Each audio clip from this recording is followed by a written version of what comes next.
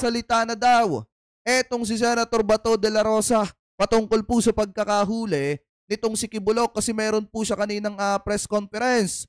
Ano po na kung saan mga kababayan, parang makikisama ata siya or magkakandak siya ng hearing patungkol po dito sa pagkakaaresto nitong si Kibuloc dahil marami daw po siyang gustong itanong at linawin dito kay Kibuloc mga kababayan. Ano po, so eto, pakinggan po natin. I will be there during the hearing. Pag-aralan ko pa kung ano yung itatanong ko sa kanya. Siguro, more on doon sa kanyang surrender na ginawa. Yung details. Kasi hanggang ngayon, hindi pa ako masyado nalilinawan sa exact details of his surrender.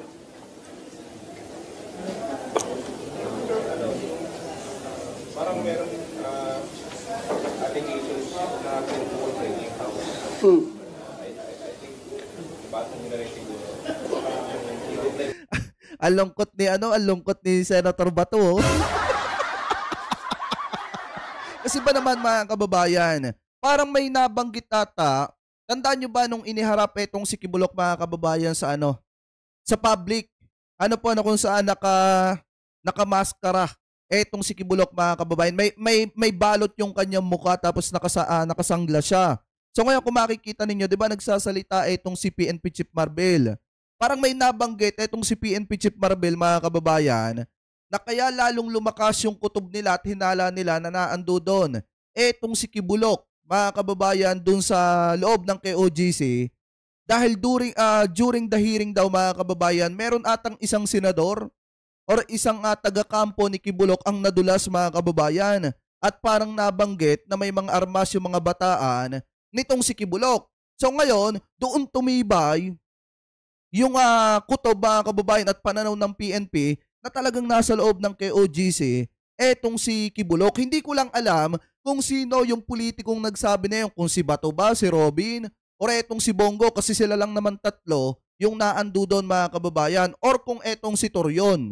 Ano po, so hindi lang natin alam kung sino sa kanila yung nagbanggit nun. Pero ang sinasabi ng karamihan, di umano mga kababayan, parang kay Bato daw ata nang galing yon. At parang si Bato daw ata mga kababayan, yung isa sa may malaking partisipasyon kung bakit nahuli etong si Kibuloc. Ako nagtatanong lang naman, mga kababayan gaano kaya katotoo na etong si Bato de la Rosa yung isa sa may pinakamalaking parte mga kababayan kung bakit nahuli at nasa kote etong si Kibuloc dahil nadulas po siya during the hearing mga kababayan dyan sa KOGC. Ano po, so ngayon ipagpatuloy pa natin.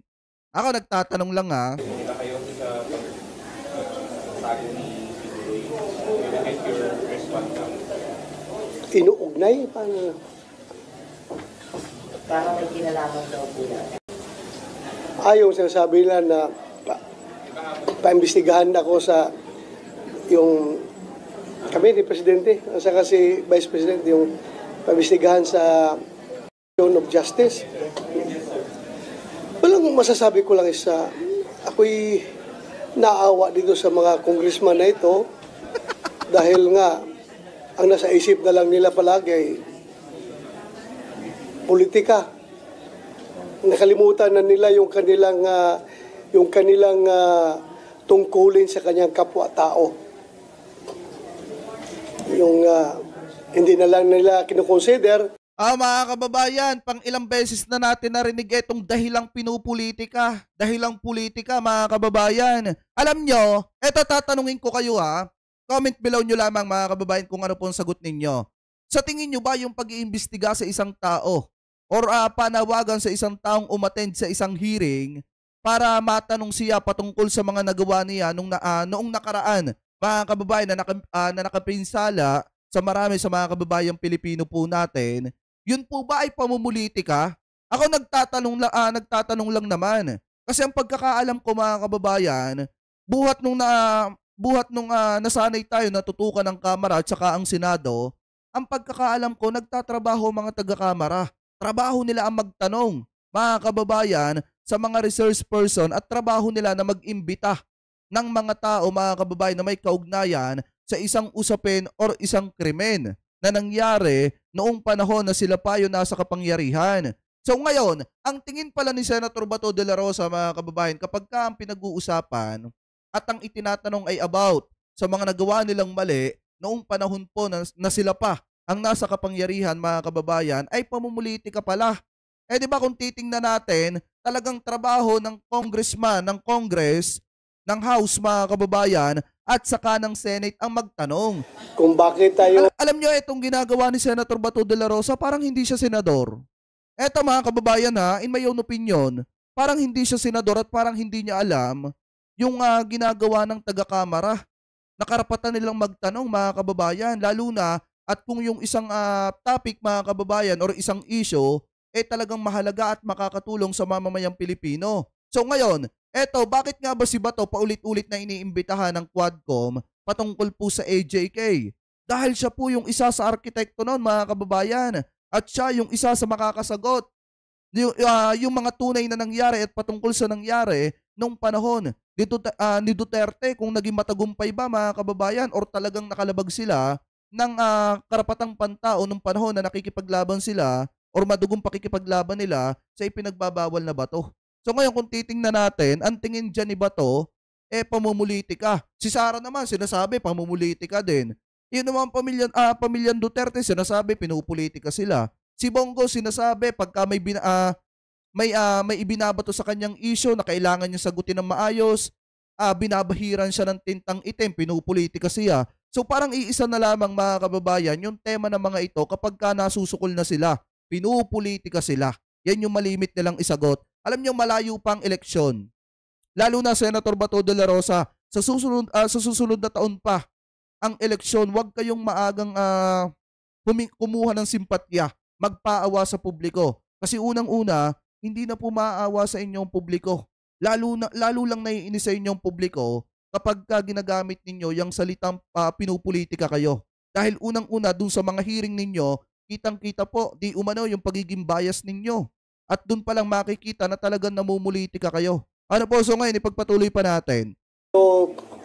kung bakit tayo nag-imbestiga, ang kinukonsider naman natin doon is para maibsan yung paghihirap ng mga tao doon. Yung mga estudyante makapag-aral na sana kung pwede, at yung pagpapractice ng kanilang religion ay dapat sana ay ma-restore. Yun naman ang ating habol doon. At saka normal yan, may namatay during their operation. So magkakantak tayo ng investigation. Yun naman lang ating habol doon. Wala pong halong politika yun. Nagtataka ako bakit kami ni President Duterte, Vice President Sara Duterte at saka ako ay kailangan pang imbestigahan ng obstruction of justice. Ako hindi ako lawyer. Sila baka mga lawyer sila. Pero basta Hindi, kasi alam nyo, mga kababayan, kung bakit kailangan pong imbestigahan sila or kailangan matanong sila about do sa obstruction of justice na balak isampa sa kanila, mga kababayan. Dahil unang-una, pumunta tayo dito kay Kibulok, dito kay Digong. Siya yung administrator ng kayamanan at nung KOGC, mga kababayan. Mga ari-arian, sa madalit salita, nitong si Kibulok. Pangalawa, mga kababayan, eto namang si Bato, talagang kahit sino, eto nga, komento ng taong bayan, bakit saktong kung kailan malapit nang mahuli si Kibulok, bakit saka naman kayo nagpa-epal, mga kababayan, dyan sa mga hiring-hiring po ninyo at dinala pa ninyo sa KOGC. Tapos ang pinakamasakla pa dyan, mga kababayan, bakit si Sara kailangan ding anuhan ng obstruction of justice? Dahil nga, di ba naging kahina-hinala nga yung komento niya patungkol dun sa sinabi niya na wala na etong si Kibulok dyan sa KOGC at nakapagtago na ito. Kumbaga yung komento po niya, mga kababayan, naging malicious dahil parang ang dating inililigaw yung investigasyon ng ating mga kapulisan. Eto namang si Bato, mga kababayan, talagang kung makikita nyo, sobrang bias. Sobrang bias, mga kababayan, dun sa kanyang ginawang hearing na dinala pa po mismo niya dyan sa KOGC. Ano po, so ngayon, ipagpatuloy pa natin. Ano yung provisions ng Republic Act about obstruction of justice? Natingnan sana nila kung anong laman doon. At pwede ba akong i-ugnay doon? During the hearing, Nagkaroon ka ba ng simpati dun sa mga pulis na nakita nyo na sila yung kinakapkapan ng mga miyembro ng KOJC? Well, pinakita ko yung aking displeasure not only to the police kapag sila may ginagawang, di ba? I have to be fair and balanced sa aking investigation. Sabi ko nga, Fair at saka balance daw mga kababayan. Sinabihan na nga ng mga taga kay OGC na magkano ba? Etong si General Torre mga kababayan, di ba? Tinanong nga nung isang taga kay OGC, binastos na nga si General Torre, sinabihan na magkano ba? Hinayaan mo lang. Tapos ang pinakamasakla pa dito, ang tagal-tagal na nagsalita nitong si Torion. Hinayaan mo lang. Tapos pag si General Torre na nagsasalita, pinapasukan ninyo, ini-interrupt ninyo. Yun ba yung balances sa pag-iimbestiga? Parang hindi naman namin nakita yung Senator Bato. Anyway, ipagpatuloy pa natin. in the very beginning na I am former Chief of the Philippine National Police at mahal ko yung PNP.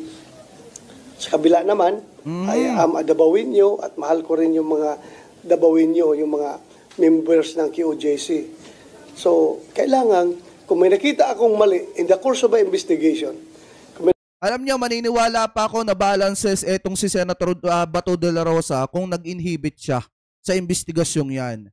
Ano po, kung iba yung nag-imbestiga patungkol dyan, mga kababayan, maniniwala pa ako na balances siya dahil sabi niya nga mahal niya ang PNP at dabawen niyo siya mga kababayan at binabalance lang niya yung sitwasyon. Pero doon sa nangyaring hearing at itinakbo ng hearing, nasa 6 na oras ata mahigit yon mga kababayan, talagang ang pinakamarami lamang na salita doon ay kay Torion. Tapos pag si General Torre na, pinapasukan mga kababayan ay Bato de la Rosa, ini-interrupt, yun ba yung balances? Ako nagtatanong lang naman sa'yo, Senator Bato de la Rosa. Kasi yung mga sinasabi mo ngayon, taliwas sa nakita ng publiko nung isinagawa mo yung hearing mo. Ano po, anyway, ipagpatuloy pa natin. may nakita akong maling ginawa ng PNP, naturalmente, sisitahin ko sila. At kung may nakita naman akong mali rin na ginawa ng mga members ng QOJC, natural, sinita ko rin sila. Like kasama yung sinabi mo na yung mga pulis kinapkapan, mag-implement, mag-serve ang kaya ng warrant, bakit kakapkapan pa? At wala ng armas, kakapkapan pa. Kaya medyo hindi ko masyado nagustuhan yung senaryo na yon. Pati yung patrolman na magtatapon lang ng basura, kinuyog pa yung paglabas. Well, naintindihan mo rin natin ang rason ng kabila, no? Na you have to make sure kung ano yung nilabas nila. But sana hindi abot sa punto na yun pag kung merong restraint yung bawat grupo.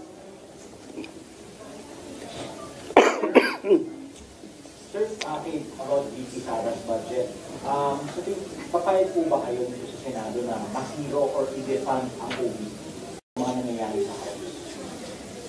Well, merong iba, kung ang sinabi na ba ng House na i-defund nila? Hindi pa naman, pero mag-refer pa nila at merong motion na pa uli at reduce ang increase ng budget.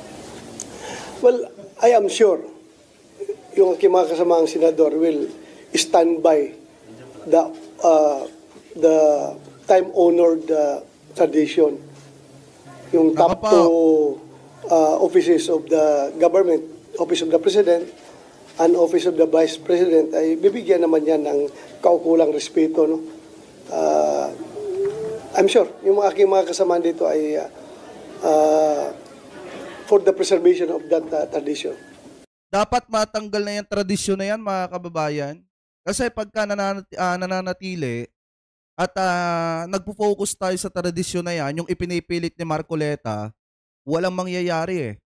Hindi malalaman ng sambayan ng Pilipino kung paano ginagasta ng mga politiko na nasa mataas na posisyon ang pera ng mamamayan. Kaya nga yung kung makikita ninyo, marami sa mga kababayan natin ang talagang tutol dun sa sinasabi nitong si Marcoleta mga kababayan na na tawag dito, na tradisyon na dapat kapag pinag-uusapan yung budget ng presidente at saka ng vice-presidente, kailangan pinag-uusapan lang ito ng 30 minutes mga kababayan. Pakikinggan mo lang yung proposal nila pagkatapos nun approve na agad. Yun yung gustong ipahiwatig dito ni Marcoleta mga kababayan. At ganon, din yung sinasabi ni Bato de la Rosa na sundin yung tradisyon mga kababayan na kapag ka yung dalawang may pinakamataas na posisyon, budget nila, yung pinag-uusapan kailangan hindi na matanong. Mga kababayan, ano po, so ipagpatuloy pa natin. Pero sir, kasi yung nangyayari, kaya may option na ipon, hindi kasi si sir nung kaharap.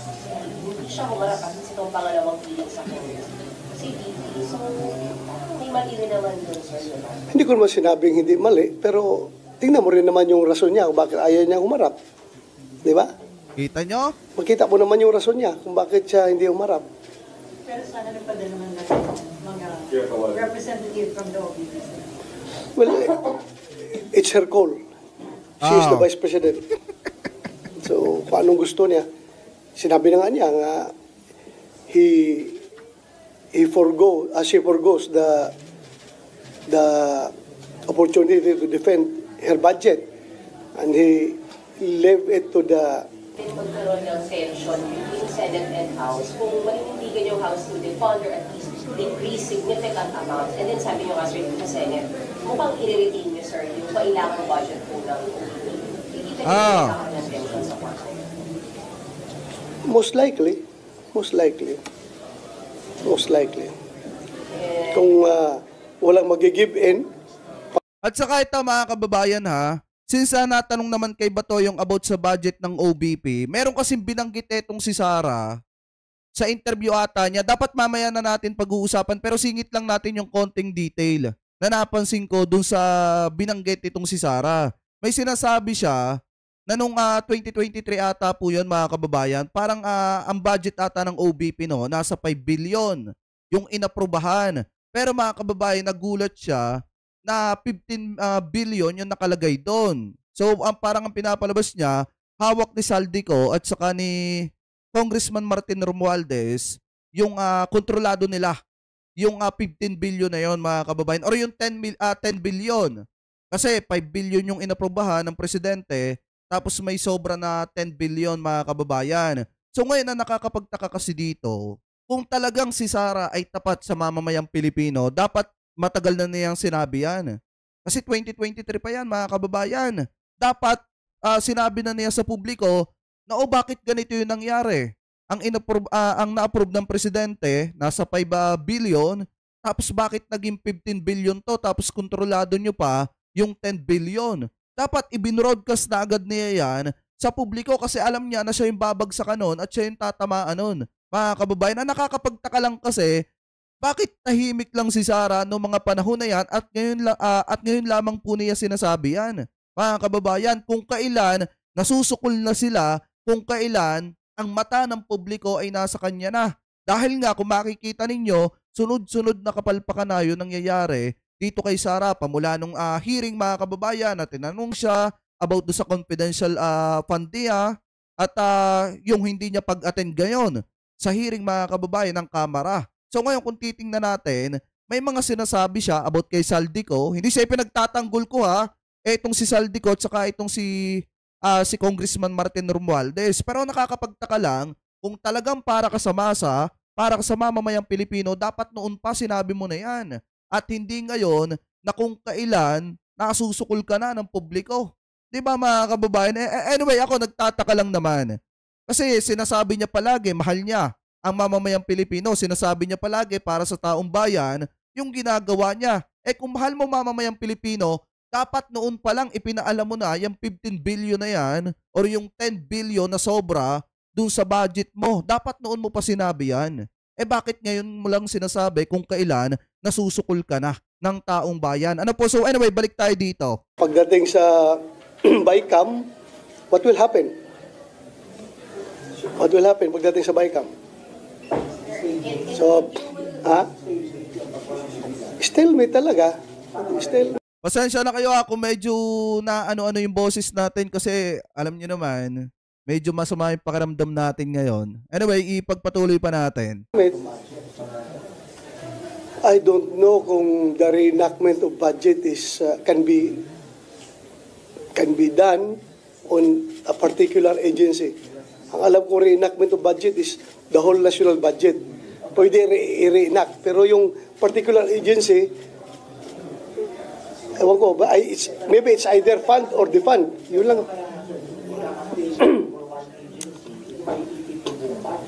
Most likely. Most likely. Ma-reenact. So pag ma-reenact, the same budget. So better, sir, The same budget. better na si BP Sara na lang isnabin yung budget hearings. I don't say it's better since it's her decision. Bahala na Nako, siya doon kung harapin talagang takot ka lang kay Sara. niya o hindi. Sir, sabi yung Vice President, pwede naman siyang mag-work kahit zero budget. So why insist yun? Why insist on zero budget? Sabi niya, pwede naman siya magtrabaho ng zero.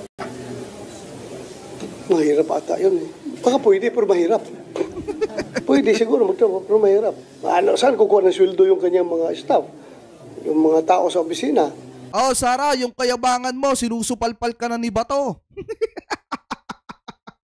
Di ba, nagyabang mga kababayan si Sara, okay lang. Okay lang, kahit piso lang yung budget namin. Okay lang, kahit wala kaming budget, kaya namin magtrabaho. Kahit wala kaming budget. Eto yung sagot ni Bato doon sa sinasabi mo na kaya mo magtrabaho kahit walang budget ang opisina mo. Yung, eto nga mga kababayan yung kayabangan ni Sara, di umano, sinusupalpal ngayon ni Bato. Eto, pakinggan natin. Sir, sabi niyo dito sa Senate, paninindigan yung time-honored tradition na ibibigay yung budget ng PT. That's my personal opinion, ha? Huwag niyo sabihin, baka mamaya Yeah. So, magalit yung iba na mag-uupos dyan. Yes. Pero generally, may observation, karamihan sa amin ay for the preservation of that time-honored tradition of yeah. Pero sir, ano ba yung yung pagbibigay ng respeto sa budget ng Office of the President, Office of the Vice President na hindi na pinapahirapan. Pakinig nyo kanina yung sinabi ni Bato, mahirap magtrabaho, Sara, ng walang budget. Mahirap mag-angas kasi mga kababayan. Mahirap mag-pretend na okay ka lang kahit hindi naman. Mahirap sabihin sa publiko na kaya mong gumalaw kahit walang pondo yung ano mo, yung opisina mo. Paano mo nga naman pasasahurin yung mga tao mo kung wala kang pondo? Alam nga, magtatrabaho lang kayo na magtatrabaho. Magtatrabaho yung mga staff mo. Tapos hindi sumasahod. Sa tingin mo, tatagal yung mga yan? Kaya nga mga kababayan, kung titingnan natin, dapat ang ginagawa ni Sara dito, una, nagpapakumbaba siya. Pangalawa, mga kababayan, sagutin niya ng maayos yung mga itinatanong sa kanya patungkol sa confidential funds, patungkol dun sa iba pa na may kinalaman sa budget. Yun yung pinakamainam. Mga kababayan, kung wala ka namang ginawa na korupsyon, or kung wala ka namang kinupit or kinuha doon sa pera ng taong bayan, bakit ka matatakot na hindi sumagot, mga kababayan? Or bakit ka matatakot na sumagot sa mga itinatanong sa'yo? Bakit may term kasi mga kababayan na bakit iiwasan mo yung mga tanong sa'yo? Di ba? Kung talagang wala kang kinupit, wala kang ginawa na anomalya dyan sa pera ng mamamayang Pilipino, dapat di ka natatakot. Kaso nga lang ang problema, ipinapakita mo na takot kayong sumagot dun sa itinatanong ng mamamayan. Ano po, so ngayon mga kababayan, eto kitang-kita nyo sinabi ni Bato, pwede ka naman magtrabaho, Sara, kaso nga lang, saan ka kukuha ng ipapasahod mo sa mga empleyado mo? So ngayon, ipagpatuloy pa natin. Yun. Oh. As I've said, whatever the tradition is, yun ang ipipreserve. Sir, kung mag-head count kayo, o kung nag-head count na kayo, nakikita niyo ba, sir, na sa Senate, ibibigay yung hinihingi? Yes. Kung sa Senado, nakikita ko ang direction. Sir, safe to say, isa kayo sa talaga mag-defend ng budget ni VP Sara dito. Sabi mo, hindi lahat baka may Oo. mag-focus, pero sa mag-defend, can we say you are a Oo. Kasama na ako doon. Grabe, no? House members are gunning on Sara Duterte. Why? Aminado si Bato de la Rosa, isa siya sa magdidepend ng budget ni Sara, mga kababayan. Wala nang palipaliwanag, oo agad. Is it that clear to you? Ha? Hindi mo ba na-observe? Hindi mo ba napapansin? Oh, yun. You are answering your own question. Okay. Sorry.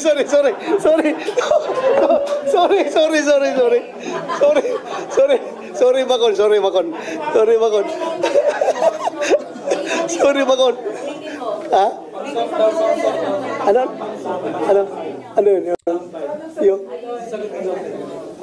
Ginagang up ba sa house? Yes, it's very obvious. Ah. It's very obvious. He's being ganged up. It's very obvious. Ha? What's the motivation? Although, diba, parang diretso tayo sa movie. Can you say it?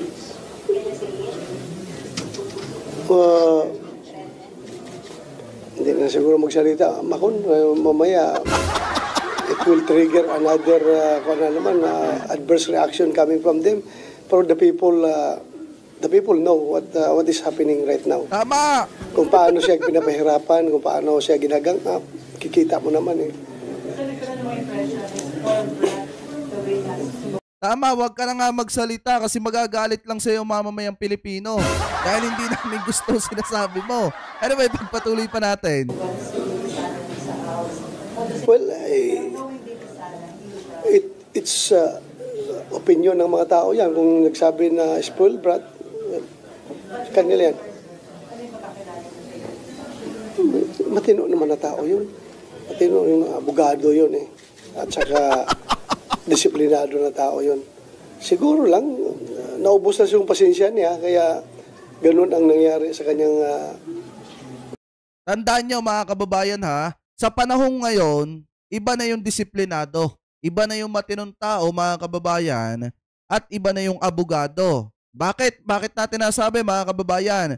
Kasi yung inasal ni Sarah na nagpiling spoiled brat siya dun sa mismong hearing at yung hindi niya pag-attend sa hearing dyan sa Kamara mga kababayan, yun pala ay isang matinong tao. Gawain pala ng isang matinong tao mga kababayan at isang abogado.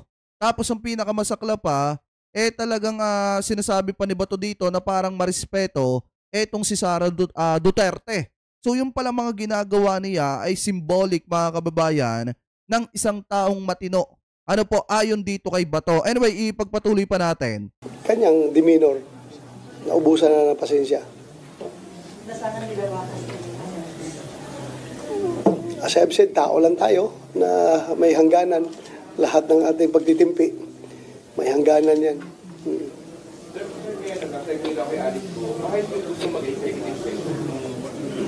So ito, ibang tanong na ito mga kababayan patungkol na ito kay Alice Guo. So maliwanag naman dito na mismong sinabi nitong si Bato de la Rosa about do sa pagsuko mga kababayan nitong si Kibuloc na talagang marami pa siyang gustong malaman. Ano po, kasi hindi pa daw maliwanag sa kanyang isipan mga kababayan yung mga detalye kung paano ba nahuli etong si Kibuloc mga kababayan. So ngayon, kung makikita ninyo, talagang sinasabi rin niya na bakit siya nadawit mga kababayan dun sa isasampang kaso na obstruction of justice. Kasi nga sinasabi ng mamamayang Pilipino ng mga netizen na dapat kasama talaga etong si Bato de la Rosa. Kasi nga mga kababayan, kitang-kita naman yung pagiging bias niya dun sa pag-hearing dyan sa kay OGC mga kababayan na kung saan talagang yung pabor niya ay naando doon sa mga taga kay OGC. Tapos ang pinakamasakla pa nito, kung hindi sila nagpa-epal mga kababayan, talagang diyang nahuli na sana sa lalo't madaling panahon etong si Kibuloc mga kababayan at hindi na tumagal pa bago mahuli. So ngayon, ang isa pa dito, may lumalabas kasing balita mga kababayan na di umano'y inilaglag nitong si Bato de la Rosa etong si Kibuloc dahil nga meron daw isang senador or isang naando doon sa hearing na nadulas mga kababayan na may mga armas yung mga bataan nitong si Kibuloc kaya lumakas yung kutob ng PNP na nagtatago talaga doon etong si Kibuloc. So ang nakakapagtaka dito, paano nalaman nung isang tao na yon na may mga armas yung mga bataan ni Kibuloc? So ibig sabihin, alam niya na nagtatago talaga sa kay OGC etong si Kibuloc. Kaya kung titingnan natin, kung sa kanya man ang galing yung salitang yon, kadamay siya doon sa kasong obstruction of justice. Kasi nga kung siya yung nadulas na yon mga kababayan, alam niya from the start na nagtatago sa kay OGC etong si Kibulok.